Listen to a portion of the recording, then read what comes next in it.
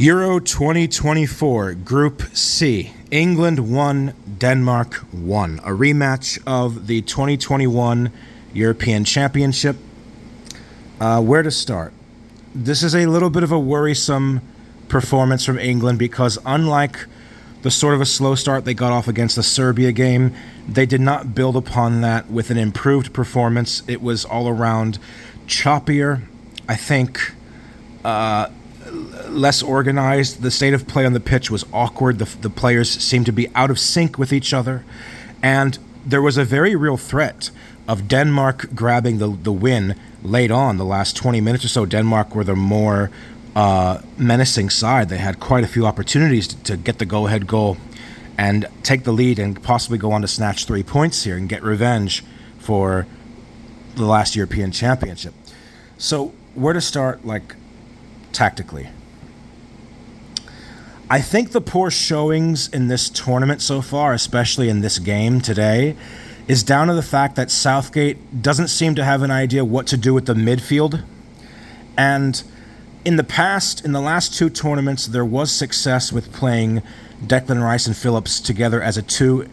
In the previous two tournaments, it gave the attacking players a lot more freedom. And now that Phillips isn't not in the squad anymore, Southgate's kind of lost his basic defensive stability, his core that they provided. And he's trying to tinker to find a solution, but he's not really quite getting there. I don't think Harry Kane should be dropping deep to help out as often as he has these last two games.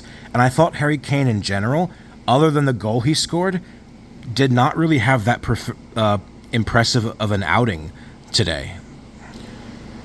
Now look, Harry Kane, Jude Bellingham, Declan Rice, they are world-class players. But this is down to Southgate here, because if they're not functioning well as a unit, you have to look at the tactics first and foremost. And look, I get it. I get that the job of England manager is hard.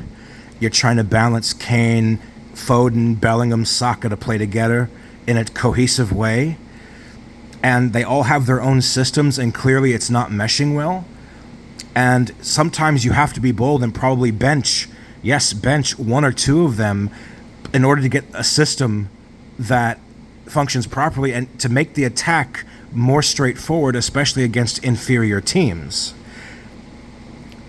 But having said all that, it's crazy to me that you can make that lineup, the one that was trotted out today against Denmark, look relatively toothless.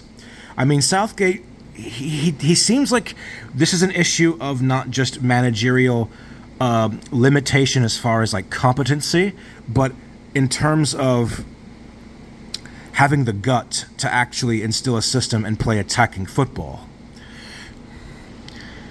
And if it comes down to a choice with Jude Bellingham or Phil Foden, then Gareth, you got to choose. Don't just leave both on the pitch and hope that something clicks and one of them will do something. You got to, if it comes down to one of them, you got to choose.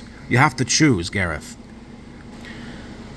Also, for Trent Alexander-Arnold, why have him play switches if no one's going to bomb down the wings? The midfield for England got pretty much overran today.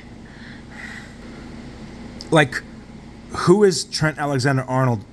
Who is he supposed to be picking out when Bellingham, Foden, and Kane are all going deep to get on the ball? Who is Foden or Bellingham supposed to find when they beat a man? And if by doing so, Kane and the others are now behind them when that happens. And for me, it has to be Foden or Bellingham at 10. Like I said, it has to be one or the other.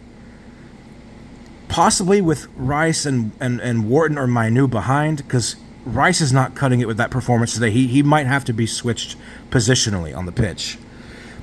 Put Kane up front and actually play there, and then the wingers have them stretching and running in behind.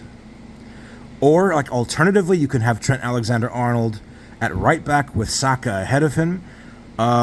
Maybe have Bellingham play at left wing drifting, so he can hit in some crosses, cause some disruption for Kane to hit crosses. I hope, for England's sake, it'll improve when Shaw is fit. and maybe he can be an outlet on the left too, but he'll be swallowed up if Foden is doesn't step up his game. There's a critical lack of balance in this team. At the moment for England, it's just four players trying to be playmakers in the same space, and then Rice trying to play the entire midfield role alone, essentially, and it's just not working. And then Gareth Southgate says in a post-match press conference, "We don't have a natural replacement for Calvin Phillips," something to that effect, and that sentiment. And I thought that was missing context at first, but no, he was quite serious. And